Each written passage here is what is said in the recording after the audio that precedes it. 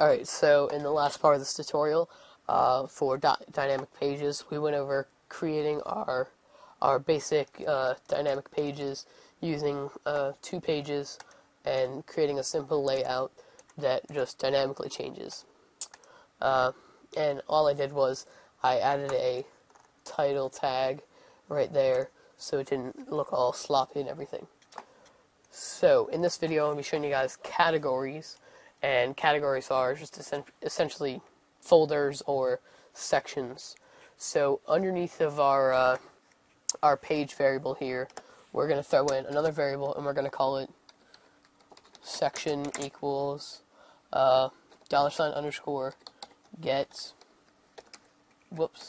and we're going to get our section from the URL. And now, just for later, we're going to be using the same thing, except we're going to be making a subcategory or a subsection, and we're just going to make that variable now. So right below our if statement for our page, we're going to change it to section, and our section is going to be content.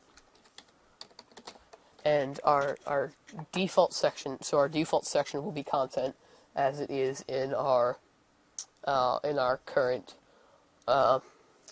site. And now, right here above our include, we want to create another one, another variable, and we're going to call it the variable path. And our path is going to be the contents of our include. So we're going to change that, save it there, and there. So you want to change the content, you want to change this to $ section. So our section will be, our section variable will be there. So what it's doing here is it's going to look for a section in our URL, and if it doesn't find the section, our section will automatically, whoops, what did I just do? Okay, I hit a button by accident. So what this is going to do is, if our section is not provided in the URL, if there's no section in the URL, it's going to make our default section content.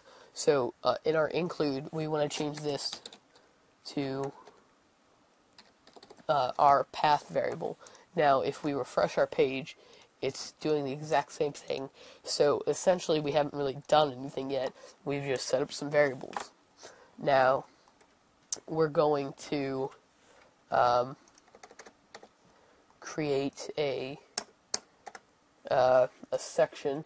We're just going to pretty much make another folder. Whoops. And we're just going to call this include. And then in here, we need to create another file. And we'll say this is in our new section. There we go.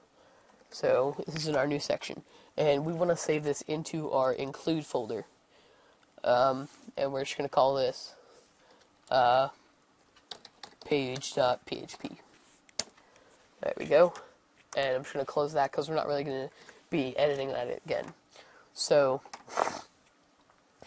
we want to make another link.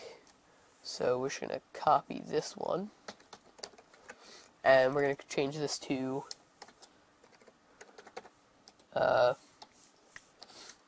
page in, no, we'll just call it page. And then we want to change our page, so our page will be equal to page. And right before our page equals page, we want to put in our section.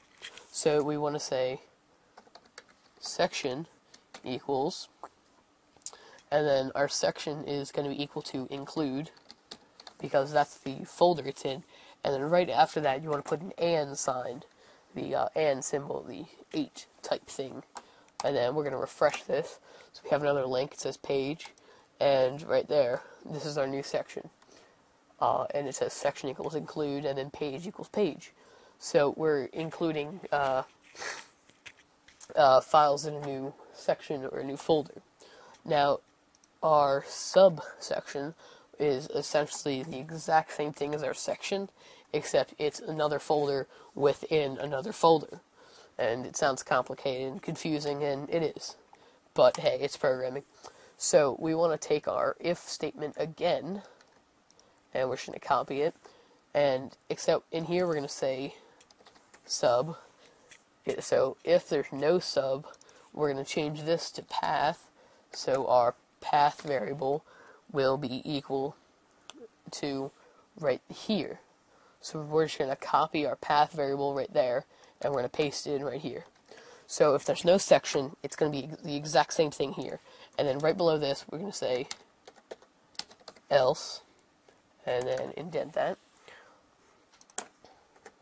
So if there is a subsection, we're going to need to include this after our section, because it's a folder within our folder. And yes, that's confusing. So we're going to change that to sub and save it. So what we're going to do is, if there's no subsection declared in our URL up here, it'll just go to our default, our section, and then our page. And so if there is a subsection within our section, it's going to include that instead, and then we're just going to include our path, and then the path is going to work. So now we need to create another link, and we're just going to copy this one.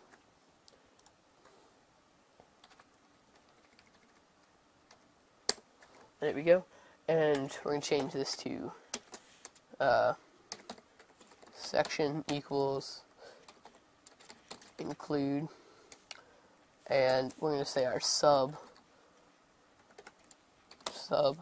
and we're going to make our sub equal to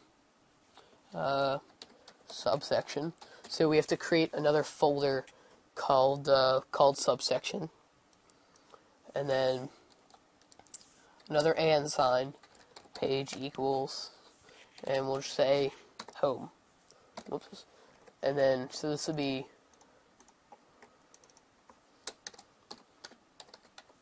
and we'll change that to subsection. So if we refresh this, we have our subsection link here, but we need to make our subsection folder. So inside of our subsection folder, we need to create a file, and inside of our include and then subsection, we named it home.php. And then so we have this, and then this is our home page of our subsection, and we'll save that out. So if we refresh this again, and you click on your subsection link, there it is.